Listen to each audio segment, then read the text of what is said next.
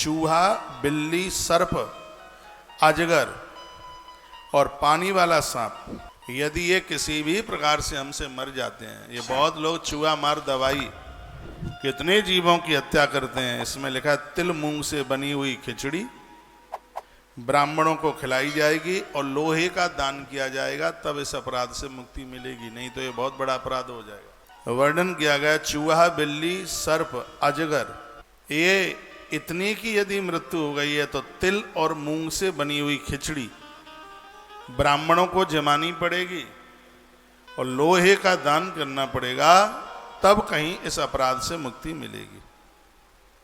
चूहा है, बिल्ली है, सांप है और एक अजगर नाम का सांप है, एक पानी में बहने वाला जल सर्प है। इनको तिल और मूंग से बनी हुई खिचड़ी खिलावे और लोहे का दान किया जावे, तब कहीं इस अपराध से मुक्ति मिल सकती है। नहीं तो थोड़े थोड़े अपराध हमारा, भले ये छोटे छोटे अपराध हैं, हमारे जीवन को खत्म कर दें। इसलिए बड़ा सजग रहना चाहिए। ये वर्णन किया गया है। फिर कहा चूहा मारना बिल्कुल भी ठीक नहीं है, चुप रहा। वैसे भी तो गणेश जी की सवारी कहा गया है इसकी। सांप बदला ले लेता है, सर्प। अभी ये कैंसर हॉस्पिटल में जेसीबी चल रही थी, 5-4 महीने से चल रही उसमें जेसीबी। तो उस दिन वो मुझे इंजीनियर महोदय बता रहे थे, कहा महाराज जी ये हमने पहली बार देखा कि जेसीबी से कुचल करके एक सांप अधमरा हो गया, उसमें बहुत सर्प थे उसमें। और मैंने उनको बोला भी था कि तुम ऐसे जेसीबी बिल्कुल मत चलाइए, थोड़ी बहुत जगह तुमने साफ की है तो स्थान छोड़ छाड़ करके भाग जाएंगे। फिर भी ड्राइवर से एक सांप खत्म हो गया। सांप ने 15 दिन उस ड्राइवर का पीछा नहीं छोड़ा, ऐसा लग रहा था कि उड़कर उसकी छाती में फड़ मारने वाली है। जेसीबी बंद करनी पड़ी, पीपल के नीचे पूजन करना पड़ा, तब वो सांपिन वहां से स्थान छोड़ करके गई। हमने एक विधि बताई, विधान बताया, उस दिन मैं भी था वहां, पूजन किया, वहां पर क्षमा मांगी। नहीं तो ऐसा लग रहा था कि सांपिन इस ड्राइवर को डसे बिना नहीं मानेगी। अब तो खैर वो वहां से स्थान छोड़ करके वो चली गई। यह जीव ये बिना कारण के किसी को नहीं डसते, किसी को नहीं मारते बिना कारण के।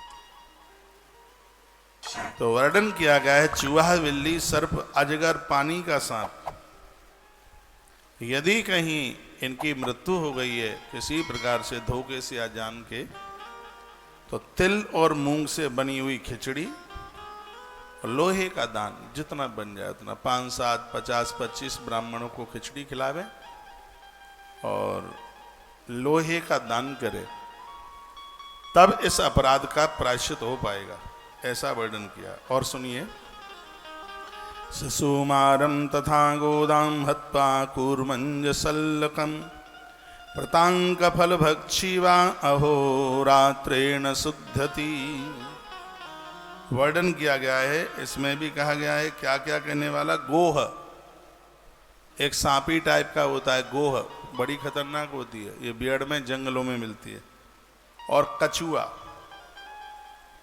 इनको मारने वाले लोग भी एक दिन रात्रि तक इन्हें जल के सहित अन्न छोड़ना पड़ेगा, निर्जला करना पड़ेगा 24 घंटा। इस अपराध से तब मुक्ति होगी। ये दो हैं, एक है कछुआ, कच्छप, और एक है गोह। गोह का डंसन भी बड़ा खतरनाक है। बताया गया कि इनको मारने वाले लोग इसके प्रायश्चित के लिए उनको 24 घंटे तक अन्न के साथ में उन्हें जल भी छोड़ना पड़ेगा। इस पाप से तब मुक्ति मिलेगी। अब आगे सुनिए, गजस्य चतुरंगस्य महेशोष्टाष्टपातने। मेरी बात ये कही गई झूठी इसलिए नहीं हो सकती क्योंकि मैं श्लोक बोल करके व्याख्या कर रहा हूं। महात्मा पराशर ने जो लिखा है वही बात आपके बीच में रख रहा हूं। गजस्य चतुरंगस्य महेशोष्ट निपातने प्रायश्चित महोरात्रम त्रिसंध्यावगाहनम। इसमें वर्णन किया गया है, गज कहते हैं हाथी। हाथी को किसी ने मारा, घोड़े को मारा और भैंसे और ऊंट को मारा।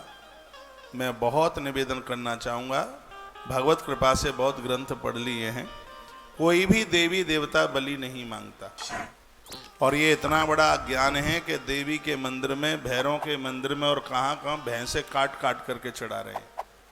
महात्मा पाराशर ने इसको बहुत बड़ा अपराध माना है। कल आप बकरे की बात सुन रहे थे, कितना बड़ा अपराध है बकरे को काटना। ना सुने होंगे तो आज सुन लेंगे।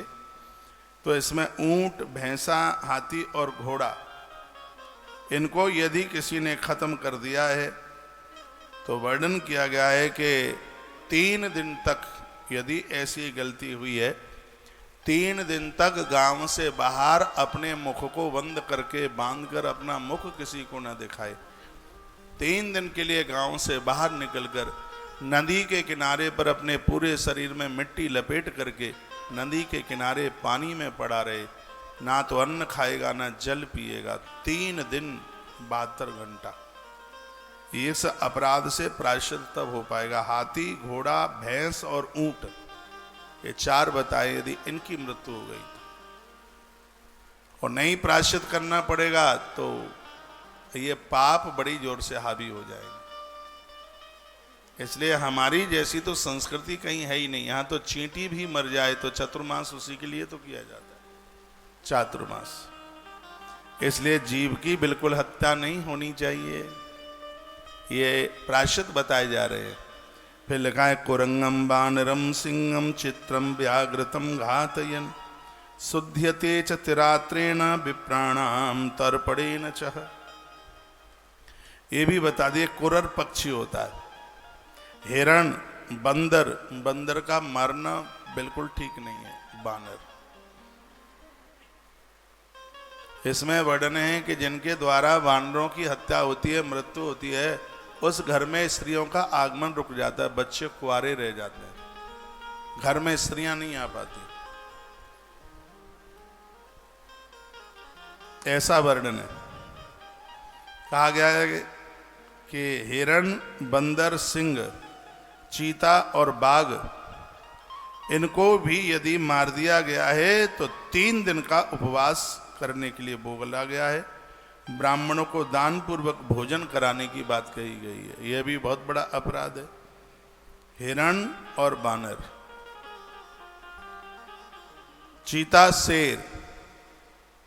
इसलिए तो मैं कहता हूं कि आप सड़क पर जा रहे हैं, अपनी गाड़ी को थोड़ा ठीक से लेके जाइए, कहीं जीव हिंसा ना हो जाए, जीव हत्या ना हो जाए। इनको मारने का बहुत बड़ा दोष बताया गया है। 3 दिन 3 रात्रि में व्यक्ति अपने पाप से मुक्त होता है। ये तो उनके लिए जिनसे अनजान में मर गया है। जो जानबूझ करके हत्या करते हैं उनका तो परमात्मा ही जाने के क्या प्रायश्चित है। ये तो अनजान में जो हत्याएं हुई हैं, ये उसके प्रायश्चित की बात कही जा